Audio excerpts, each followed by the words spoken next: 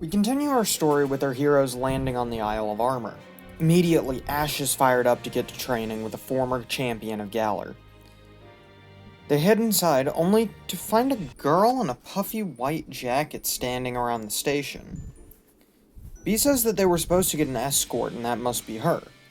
Once the girl notices them, she approaches. This is Clara, a member of the Master Dojo on the Isle of Armor. She acts polite to them, however, she speaks with a little venom in her voice. At least, to everyone except Bea, who she tells that she's a big fan of, as she wants to become a gym leader herself. Bea tells Clara to take them to the dojo, and at first Clara seems to be fine with this. She leads them outside, allowing them to see the Isle of Armor for the very first time. They all take on the scenery, before Clara tries to sneakily pull out a Pokeball. Bea catches her and questions her about what she's doing. Trying to save face, Clara says she was told to test out the newest member of the dojo with the most potential. Bea eyes her, but then says if that's the case, then she'll let Ash battle her. Ash mentions that this could be great practice for the World Championships, and almost immediately Clara refuses. Ash and Bea both find this weird, but Clara explains that she's able to judge people's potential herself, just from looks. When Bea asks her to say has the most potential to her, Clara freezes. It's clear Clara didn't think about this, as her eyes dart between each of them. Not wanting to be seen as suspicious anymore, she just randomly points to Goh. Goh is shocked by this and tries to say he didn't intend to become a member of the dojo at all, but it's too late as Clara practically forces him to battle. So in the end, he ultimately complies. The battle is a 2-on-2 and Goh starts off with Sobble, while Clara sends in Venipede. Unsure of what to do, Goh just tells Sobble to go for Water Gun. Sobble seems scared, but ultimately does end up attacking with Water Gun. Much to Goh's surprise, however, Clara's Venipede faints immediately due to this. Clara stares wide-eyed, gripping her Venipede's Pokeball with suppressed rage. She then sends in a Galarian Slowpoke. She calls for confusion, which flings Sobble into the air. Goh runs around frantically until he manages to catch Sobble out of the air. He asks Sobble if it's okay, and despite being a little teary-eyed, Sobble nods. Goh sits Sobble on the ground, and calls for it to use Pound. Sobble runs in and hits Slowpoke a few times, and once again, Clara's Pokemon is instantly knocked out. None of them can believe this, especially not Clara.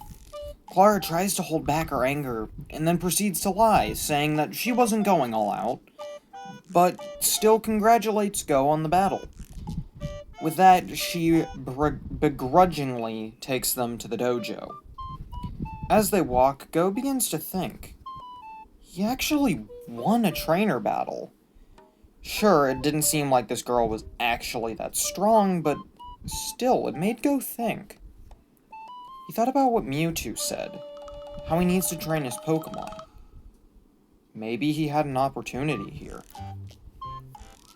The group enters the dojo, and Clara introduces them to the headmaster of the Master Dojo, Mustard. Mustard welcomes them with a bit of a joke, before asking which of them will be joining the dojo.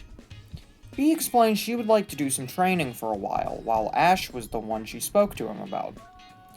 Mustard nods in understanding, before asking Ash if he's sure he wants to master Gigantamax. Ash says he's ready for anything, before sending out Gengar. Mustard looks Gengar over, stating that Gengar is an interesting choice for a Pokemon to want to Gigantamax, and also that Gengar looks tough. With that, Mustard challenges Ash to a bit of a trial battle, just to see exactly how strong Gengar really is. The battle is swift, with Mustard using his Luxray against Ash's Gengar. This Luxray is strong, using its powerful Crunch and Psychic Fang attacks, coupled with its immense speed. However, in the last moments of the battle, Gengar uses a new move, Sludge Bomb, in order to take out Luxray. Happily, Ash and Gengar celebrate, before Mustard says that he agrees to train them in the ways of Gigantamax. He also recommends that Ash train his other Pokemon when he gets the chance as well. Mustard is about to continue onwards when Goh actually jumps in. He requests if Mustard can train him as well, something that infuriates Clara, although she tries to hide it. Mustard looks at Goh surprised, as he was only told of Bee and Ash wanting to train. Goh explains he didn't intend to at first, but now he's been thinking that he needs to get stronger.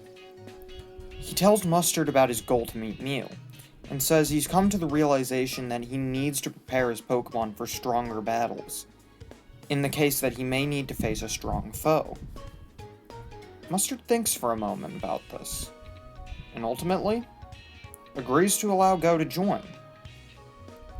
He then asks Chloe if she would like to train as well, but Chloe turns the opportunity down, saying she doesn't feel like the battling type. Mustard is fine with this though, saying she can help his wife out with other tasks. With that, the group is introduced to Honey, the dojo matron.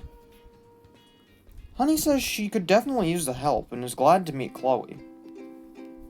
With that, Ash and Goh obtain the new training gis to represent the dojo.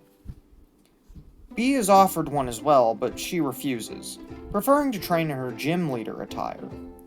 Mustard is about to begin training for the day when Clara butts in. She exclaims she's been here longer than any of these newbies, and yet she hasn't gotten her gi. Mustard apologizes, holding up another set of robes. Just then, a group of Galarian Slowpoke jump past, each stealing a piece from Mustard.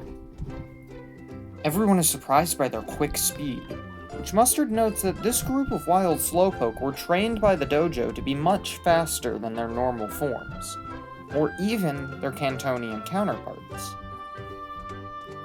As the Slowpoke run off, Mustard decides to use this as the training of the day. The goal is for all of them to try and catch up to these Slowpoke, subdue them, and get Clara's dojo uniform back from them. Clara asks why this, of all things, is training, but Mustard doesn't respond, choosing to walk away in that moment. The members of the dojo look at each other, before getting serious. They all charge out of the dojo after the Slowpoke that had run off, with their heroes just looking confused at first. However, once Ash and Goh realize what's going on, they dash out of the dojo as well, with Bee not too far behind them. The trio search high and low for Slowpoke. Many of the dojo members are dashing around, looking in the nearby swampy area. Goh almost gets carried away, wanting to catch more of the native Pokemon, but he soon focuses back on the goal. That's when he notices a Slowpoke dash by, holding onto a piece of Clara's dojo outfit. Goh attempts to throw a Pokeball right off the bat, but the Slowpoke is too fast. Goh gets frustrated by this, as it's been some time since he wasn't able to at least hit a Pokemon with a Pokeball. Goh looks around, and notices Ash is already caught up to another of the Slowpoke. He and Gengar attack it, quickly overpowering it. This makes Goh even more disappointed in himself, as once again, Ash is easily doing something he's struggling with. Bee walks up to Goh, asking him what's wrong. When Goh explains his grievances, Bee just chuckles a little. Goh takes this as her mocking him, but Bee simply tells them that he's thinking about this all wrong. If he can't do something the way others do, he should just find his own way. Goh thinks about this, and realizes how he should have figured this out himself. His way of catching Pokemon was already different from normal. Why shouldn't his other ways of doing things be different? Goh tries to hatch a plan, and that's when it hits him. He brings out Sobble and Turtwig, explaining his thought process. Once both are informed, they put everything into motion. First up is Turtwig, who stands at a nearby pond. As Slowpoke is making a lap around it, Turtwig uses Withdraw, tucking into its shell. Because of its color, the shell blends in with the surroundings, meaning Slowpoke doesn't realize it's there before it's already bashed headfirst into Turtwig. Slowpoke is flipped over and begins tumbling away, only for a Sobble to appear from thin air. With a Pokeball prepped ready in front of it, Sobble fires a water gun, which propels the water gun into the Galarian Slowpoke.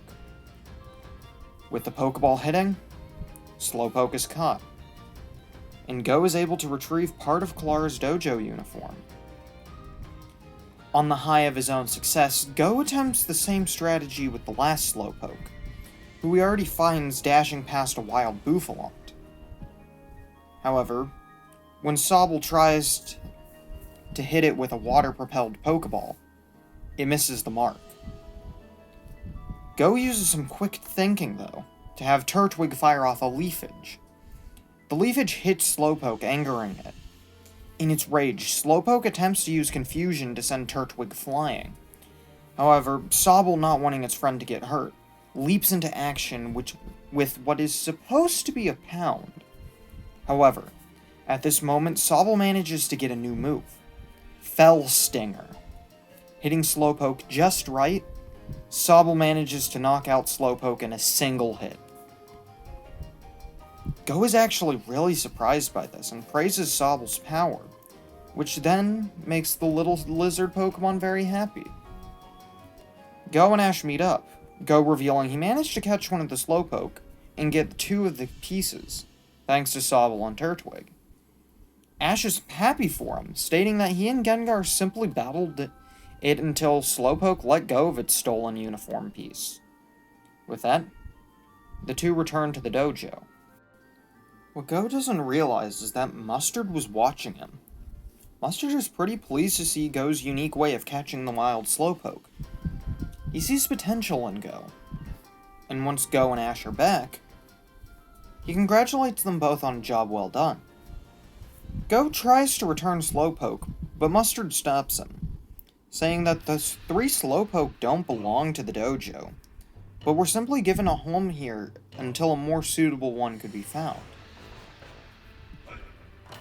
Clara soon returns with the others.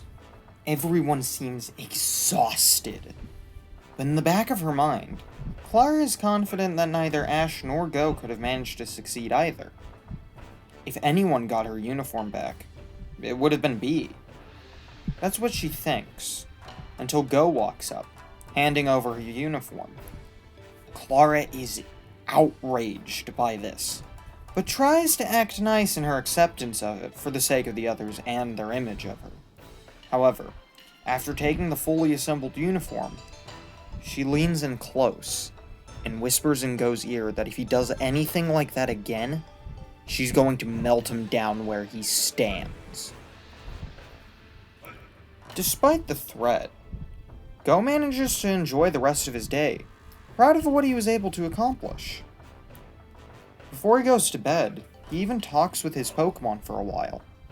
He welcomes Slowpoke to the group, telling it if he hopes it'll have a home among the rest of his Pokemon. The other 4 in this group welcome Slowpoke with open arms, which also makes it clear they're each willing to train and get stronger when Goh tells them all that's their goal. Later that night, as he and Ash are sleeping, he's awoken by a strange loud sound. He looks out the window to see a small shadowy figure outside. It looks to be training, breaking nearby boulders and punching the air. However, when Goh rubs his eyes to make sure he wasn't dreaming, the figure is gone. The next day, Goh informs Mustard of what he saw. Mustard shrugs this off, though, saying it was most likely one of the local Mienfoo.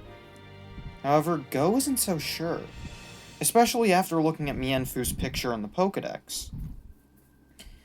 The shape of the figure was off, but he can't dwell on this for too long. It's time for the next trial in his training. Today, Mustard has decided it's time for Ash to train his Gigantamax. However, when Ash attempts to on the battlefield behind the Master Dojo, Gengar just normally Dynamaxes, which upsets the Ghost type. However, Mustard doesn't find this as a problem, as the Isle of Armor contains something that can help Gengar learn to Gigantamax. Not only that, but Mustard is feeling pretty hungry, so he tasks everyone with obtaining what's needed, that being max mushrooms. However, now we're going to temporarily switch focus, as Chloe is given a task as well. Honey informs Chloe that she needs some freshly picked Galarica nuts from the nearby soothing wetlands. Chloe agrees to go get them, and so Honey sends her Squirtle and Bulbasaur with her. She tells Chloe that these two were being raised by the dojo, and it's always nice to get them some exercise. Not only that, but Bulbasaur would be able to help her locate the Galarica nuts, and Squirtle could deal with any threats they should come across. With that, Chloe is off.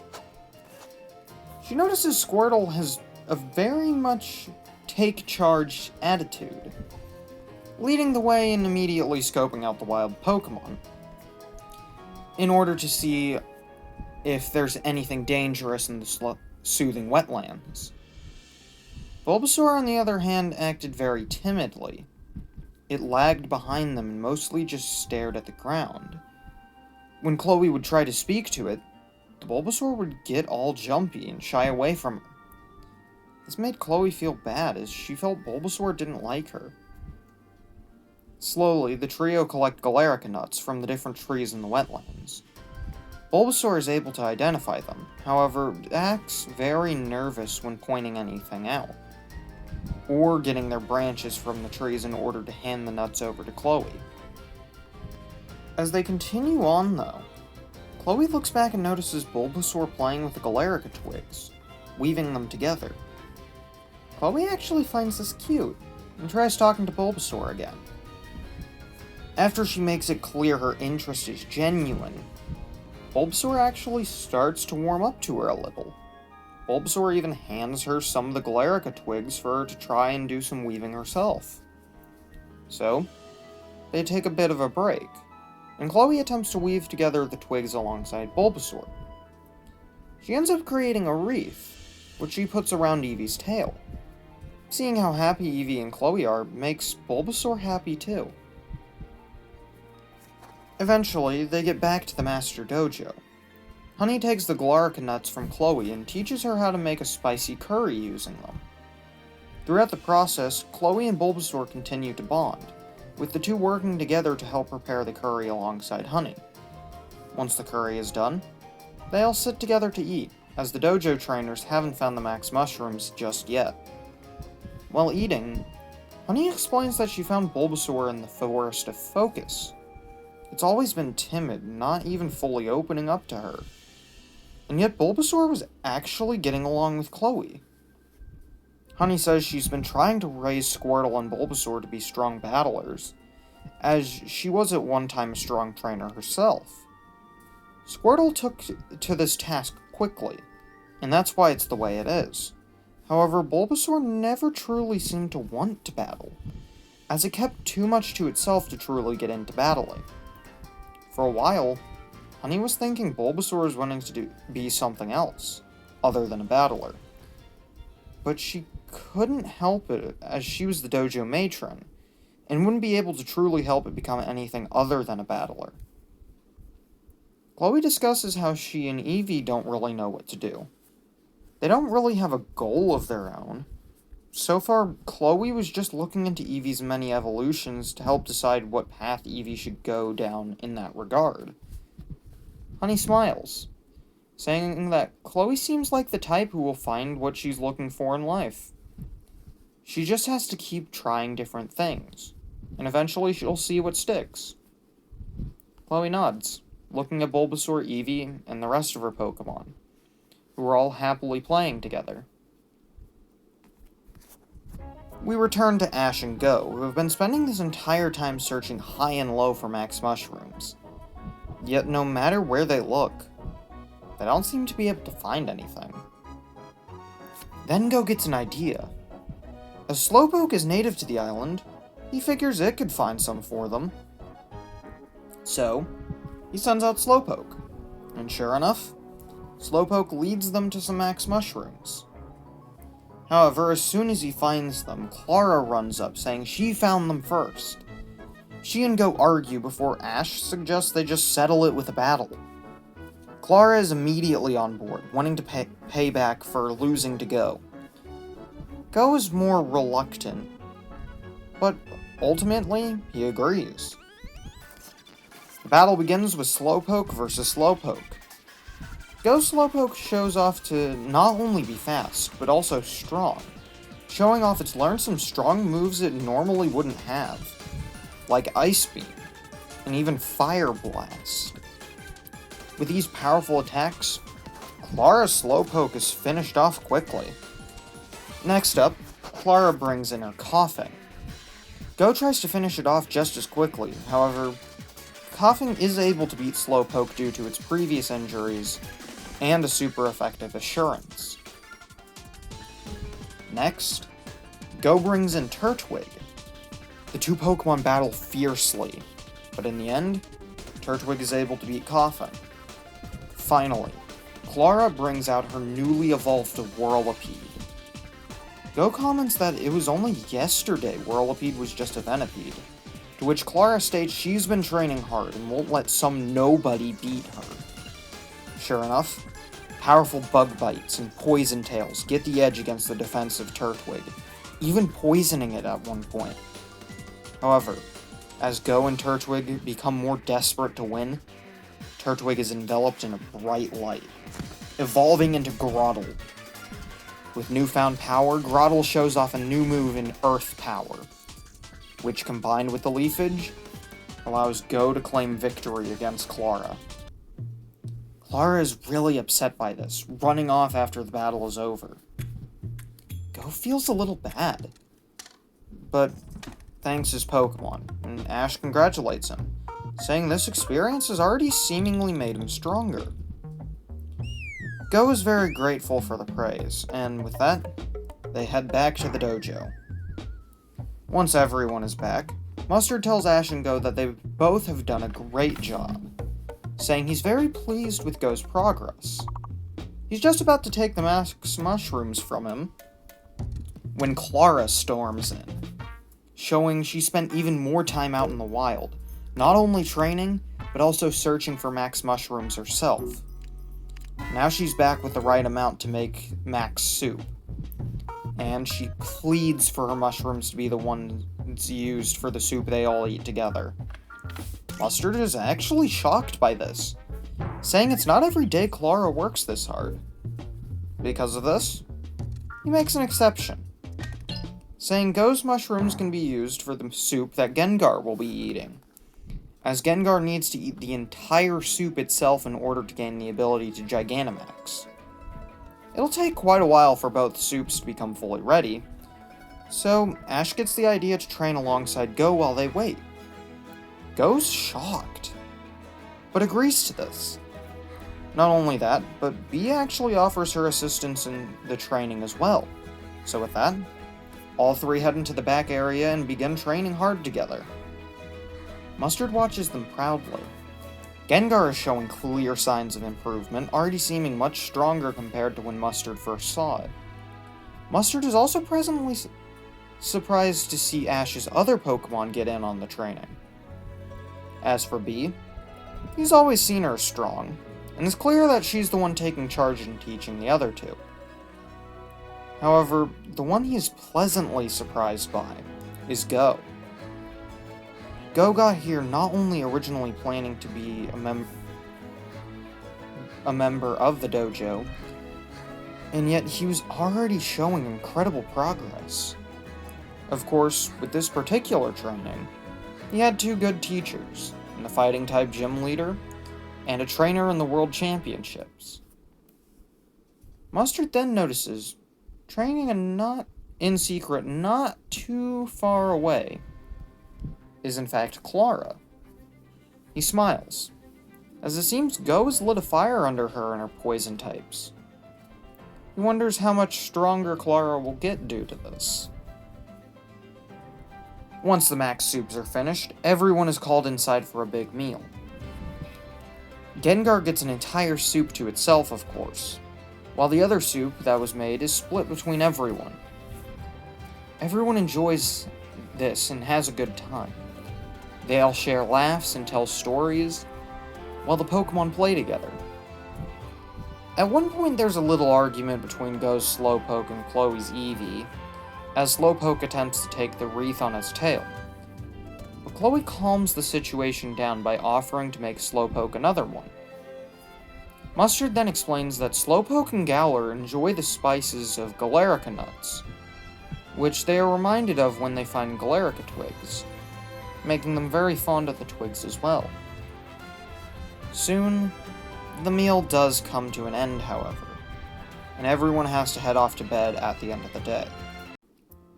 Later that night, Goh finds himself unable to sleep. He heads outside the dojo to clear his head, only to find Ash already out there. Ash is on the beach, staring at the water as its waves calmly crash against the shore. Goh approaches him, asking what's going on. Ash simply states that he was too excited to sleep. Gengar had just gained the ability to Gigantamax, and he couldn't wait to test it out in battle. However, before he had gone to bed, he had talked to Mustard, who said he was going to have to wait until the next day, as Mustard was going to call a former student of the dojo to test him. Ash thought he could wait that long, but he couldn't. Goh gets what Ash means. When he was little, he used to lose sleep thinking about what it would be like to see Mew again. Ash smiles, asking if Goh really believes he'll find Mew. Goh nods, saying what Peony told him so long ago. The future lies in the palm of his hands. So he believes that if he works hard as his goal, eventually he would find and catch Mew. Ash nods, saying that he's always been the same way about his dream to be a Pokemon Master. However, he'd be a liar if he said there weren't times where he felt like he wouldn't make it. Goh asks if he's talking about Bede, but Ash says it wasn't just that. Throughout his travels, he's always met foes that defeated him pretty badly. And especially early on, that got him feeling like he wasn't a good trainer. Even before he was a trainer, people told him he wouldn't be able to become strong. He recalls a time when he was little, and he told people about his dream. They laughed at him, telling him he could never become a Pokemon Master. He felt bad and took those words to heart.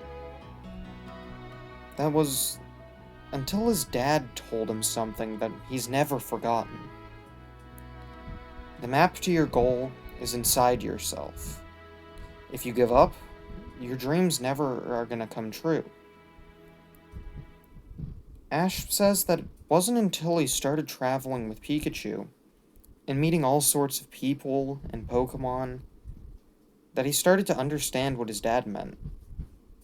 Even now, he was getting a better understanding of it. Ash says he's seen other friends of his have a goal in mind, and so he always tells them that they shouldn't give up on it until the very end, because that's what his dad told him. Goh takes these words to heart, saying that he'll definitely catch Mew. He's not going to give up until the very end. That's when something crashes down on the beach nearby them. They run over to it, finding it embedded into the ground. It looks like a small purple meteorite, with a red glowing energy emitting from cracks within it. Confused, Goh picks it up, only for Ash's Dynamax band to begin emitting a similar energy. The two look at each other, unsure of what this means. And that's where we'll be leaving things for right now. So what did you guys think? Do you think Goh and Ash will complete their training on the Isle of Armor? Will Clara get in Goh's way? And what do you think Goh and Ash have found after their heart-filled chat? Let me know in the comments below, and I'll see you all in the next one. Bye!